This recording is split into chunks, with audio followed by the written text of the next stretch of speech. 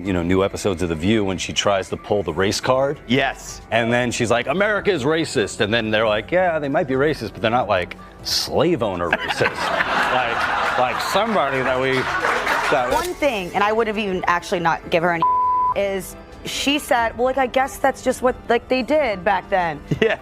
She should have followed that up with saying something along the lines of, and I understand that that's a departure from the way I've talked about this before. Punchline landed perfectly, and the audience burst into laughter. But Gutfeld didn't just stop at making jokes. He used the moment to call out what he saw as blatant hypocrisy. For years, Sunny has been outspoken about holding others accountable for their ancestry, often framing her arguments around systemic oppression and historical responsibility. Yet, when confronted with her own family's troubling past, she seemed to shrug it off, calling it just a fact of life. Gutfeld didn't let that slide. He pointed out how moments like these reveal the risks of identity politics when the story someone pushes doesn't quite match the reality. He argued that Sunny's moral high ground had taken a serious hit and stressed the importance of self-awareness and nuance when discussing complicated topics like race and history.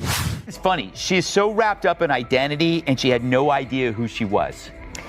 Well, now we understand why she always makes Whoopi get the coffee. Exactly, because if she is shaming descendants of this, will she continue to do that when she is now one? Gutfeld explained that reducing complex issues to identity-based narratives can sometimes lead activists like Sunny to overlook important context, including their own contradictions. The real irony, he pointed out, wasn't just that Sunny's ancestors were involved in a system she passionately opposes, but that she avoided taking the moment to reflect on it. Instead, she quickly brushed past it, downplaying its significance. His commentary struck a chord with many who saw this as a prime example of what happens when moral superiority runs up against uncomfortable truths. To Gutfeld, this wasn't just about Sunny. It was a bigger lesson on how personal accountability often takes a backseat to performative outrage. After Sunny's shocking family history came to light, the internet wasted no time reacting. Social media exploded with memes and jokes, including one particularly viral caption, reparations. Let me write that check to myself real quick. Platforms like Twitter and TikTok were flooded with a mix of sharp humor and strong opinions, making the moment impossible to ignore. Unspeakably horrible things. It's just that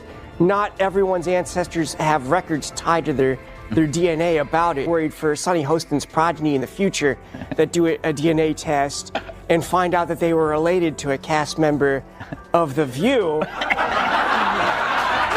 And they're like, oh, it all makes so much sense now. Why I'm so stupid and fat. Or some people defended Sunny, saying she shouldn't be blamed for what her ancestors did. But many others couldn't ignore the obvious contradiction. Sunny, who has built her platform on holding others accountable for their history, seemed to brush off her own with nothing more than a casual shrug, calling it just a fact of life. This sparked a heated debate. Should public figures like Sunny be held to the same moral standards they demand from others? Critics argued that her response lacked the reflection and growth expected from someone so outspoken about accountability. The irony of the situation made sure the backlash didn't fade quickly, keeping the conversation going for weeks. The fallout from Sunny's revelation didn't just stir up controversy, it also made things awkward on The View. When the bombshell dropped about her ancestors being slave owners, the usual lively energy at the table disappeared into an uncomfortable silence. Even Whoopi Goldberg, known for her quick comebacks, hesitated, seemingly unsure how to handle such an ironic twist. Wow. I'm a little bit in shock. I just always thought of myself as Puerto Rican, you know, half Puerto Rican. I didn't think I was, my family was originally from Spain and slaveholders. Yeah. So how are you feeling, my friend? I think it's actually pretty interesting that my husband... Meanwhile, over on Greg Gutfeld's panel, the reaction was the complete opposite. His co-hosts didn't hold back, throwing in sharp but playful jabs. One even joked that Sunny might have to start shaming herself for her family's past. The panel's laughter drove home their criticism of what they saw as her double standards, further exposing the cracks in her moral high ground. Rosie O'Donnell also weighed in, offering a more thoughtful perspective on the situation. Guess there's nothing worse than to find out you're a white woman. She's so disappointed. It's really disappointing. Her mother was white. Oh my God. shame. Oh my God. The horror. History, and finds out that this is fantastic. She is descended from slaveholders. She's descended from slaveholders, and she's been apparently getting a lot of mail about her call for reparations because it turns out she's going to be paying them and not actually receiving. She emphasized that people should be judged by their actions, not their ancestry, while also pointing out how identity politics can sometimes oversimplify complex issues like race and history. Her perspective highlighted how discoveries like these can challenge rigid narratives and force uncomfortable self-reflection.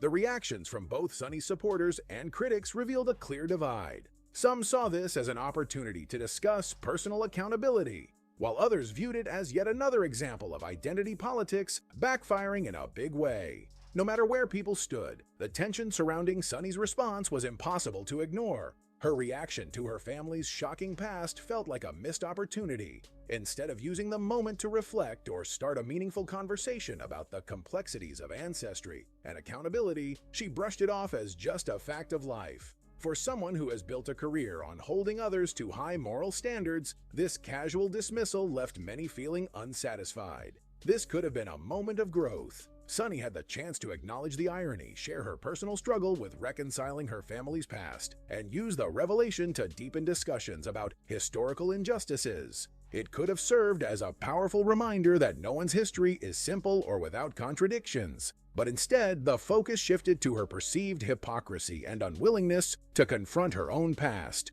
turning what could have been a meaningful dialogue into yet another debate over accountability. Sunny's story is a clear example that no one's history is without complexity, and that moral certainty can quickly unravel when inconvenient truths come to light. Her situation raises an important question. If you demand accountability from others, shouldn't you be willing to hold yourself to the same standard? With the internet's reaction, viral memes, and Greg Gutfeld's sharp commentary, this moment isn't fading anytime soon.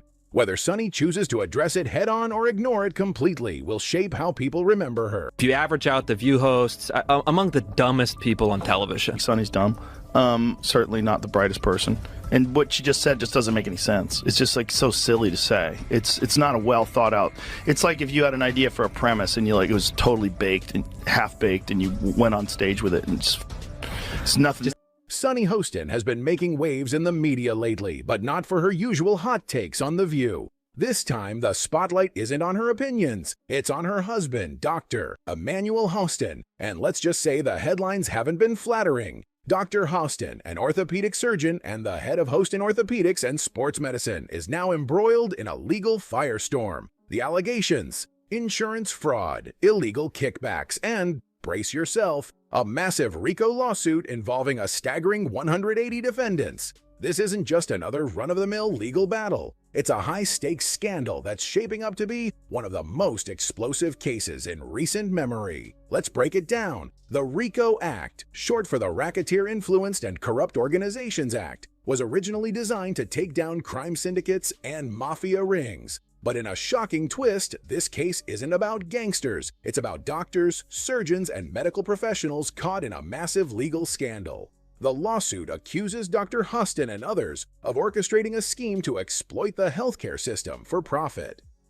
Allegedly, they accepted under-the-table payments in exchange for performing unnecessary surgeries and padded insurance claims with procedures that may have never even taken place. Picture this: patients going under anesthesia for operations they didn't actually need, insurance companies unknowingly covering the costs, and money flowing behind the scenes like a rigged casino game. Only this time, the stakes are people's health. I want a citizen that has a policy. I mean, I'm not saying that Joe Rogan should be removed from Spotify. He's got 11 million listeners. He's got a $100 million, contract as of 2020. But I do think as the podcast platform, you have to have some sort of guidelines. How about a disclaimer on his podcast that says, this is misinformation? How about removing some of the podcasts that disseminate this misinformation? And that's the lawsuit takes direct aim at Dr. Hostin accusing him of receiving financial kickbacks for recommending and performing arthroscopic surgeries, those minimally invasive joint procedures. At first glance, these operations might seem routine, but according to the lawsuit, many of them were completely unnecessary. Were these patients actually in need of knee or shoulder surgeries? Or were they just unwitting participants in a money-making scheme? If these allegations hold up, this could go down as one of the most shocking medical scandals in recent history, outdoing even the most dramatic soap opera plotlines. Imagine putting your trust in a doctor only to find out you were nothing more than a pawn in a profit-driven scam. That kind of betrayal doesn't just hurt, it shakes the very foundation of the doctor-patient relationship. American Transit Insurance Company, Attic, the plaintiffs, are crying foul, claiming they were scammed out of millions by being charged for surgeries that were either completely unnecessary or never even took place. But let's not forget, insurance companies have their own history of shady dealings. They've even been called out for shortchanging doctors, rejecting valid claims, and bending the rules to avoid payouts. So is this a legitimate takedown of a fraudulent medical scheme, or just a convenient scapegoat strategy from a company on the brink of financial trouble? Orthopedic surgeon was one of 200 defendants named in one of the biggest racketeer influenced and corrupt organization cases ever filed in New York. Emmanuel was accused of federal insurance fraud and, quote, getting kickbacks by performing surgery and billing a company. Dr. Hostin's lawyer, Daniel Thwaites, didn't hold back in his defense. He slammed the lawsuit as baseless, accusing ATIC of using it as a desperate attempt to recover their financial losses. Thwaites flipped the script, making Attic the villains in this drama, a classic courtroom move to shift the blame onto the accuser. And as if things weren't heated enough, enter Joe Rogan. The podcast mogul and media critic wasted no time calling out The View for what he saw as blatant hypocrisy. Joe Rogan didn't hold back, pointing out how Sunny Hostin used to throw shade at others, acting as though she had all the medical answers because her husband is a doctor. But here's the twist. While she was playing the role of moral authority, she may have been well aware of her husband's questionable dealings. Rogan's comments raised serious doubts about the sincerity of her outspoken stance on various issues. His sharp critique adds fuel to an already burning fire, making it clear that hypocrisy in the public eye doesn't go unnoticed, especially when personal ties to a major scandal are involved. This adds another layer to the already complex drama surrounding Sunny Hostin, forcing the public to reconsider her credibility. The question now isn't just about the lawsuit, it's about the truth behind the personas that the public puts their trust in. I don't understand how you say you love your country at the same time as you normalize this convicted It's wild how The View went from championing unity and inclusion to taking shots at Carrie Underwood, one of the most respected and talented voices in country music, just because she agreed to perform at the president's inauguration.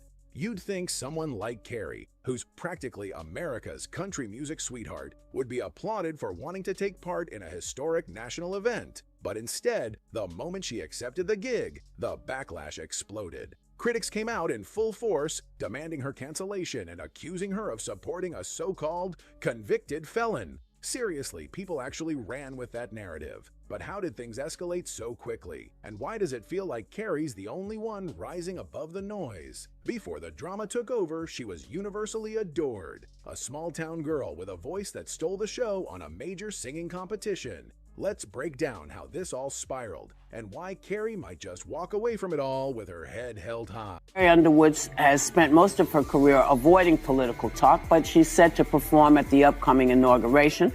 She said in a statement that she's doing it because the country must come together in the spirit of unity and look to the future. And lots of her fans aren't thrilled about it, but lots of her fans are. So let's put this in perspective here. What do y'all think? I personally hope we're moving beyond the era of politics where we want to cancel people's livelihoods because we don't like their politics. And whether it was the Dixie Chicks for criticizing George Bush, didn't agree with it then, and Carrie Underwood, if you have a problem, you register your complaint by not downloading her songs and not going to her shows. Right. But I also think from a business standpoint, it's not a bad decision for Carrie Underwood. 75 million people voted for Trump. Artists tend to skew left-leaning, so she's overnight going to become an icon of MAGA and the American right. She's probably going to make a lot of money off of it. So I get From the very beginning, Carrie Underwood played it smart. No scandals, no controversies, just pure talent. You never saw her splashed across tabloids for messy drama or desperate publicity stunts. She didn't need to stir up feuds or pull off wild antics to stay relevant. People loved her simply for being authentic, graceful, and incredibly gifted. With millions of records sold, a shelf full of awards, and a devoted fan base, she managed to stay above the chaos, steering clear of the messy world of political debates. Then came the invitation to perform at the inauguration. It should have been a moment of pride, an opportunity to stand on a national stage, sing a song that brings people together, and celebrate the idea that at the end of the day, we're all under the same flag. So why the outrage? Carrie accepted the offer with gratitude and a voice powerful enough to inspire millions. What's so wrong with that? To her critics, accepting the invitation was all it took to brand Carrie Underwood as a full-blown MAGA supporter, and they wasted no time calling for her to be canceled,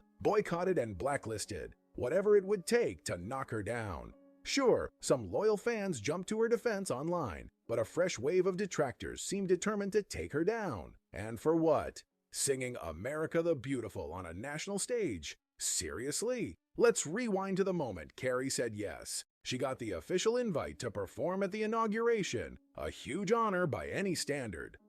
Instead of dodging the opportunity, she proudly shared her excitement about celebrating the country she loves. Her statement, a simple message about unity and looking toward the future, was hardly controversial, right? Well, you'd think. I wouldn't do it, even though I You can't would not sing? No, I would not. I would not normalize him. And she says, I love our country. How do you love your country and support and normalize somebody who was a convicted felon who really wants to destroy the country, in my opinion?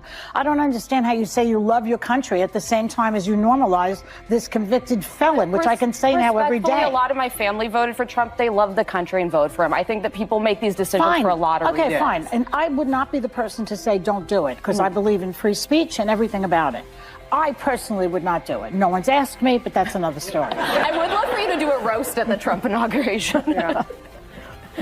Oh, no one else had any thoughts? Before long, social media erupted with outrage as critics slammed Carrie for supposedly normalizing someone they couldn't stand. Angry posts flooded in, with some demanding refunds for concert tickets and others dramatically vowing to boycott her music for good. The backlash was swift and loud, but it wasn't the only reaction. While critics were busy trying to tear her down, a whole new audience started paying attention to her. To them, Carrie wasn't just a singer anymore. She was someone with real grit, someone who refused to cave under pressure. Supporters praised her for having the confidence to take the stage at an event that many celebrities wanted nothing to do with.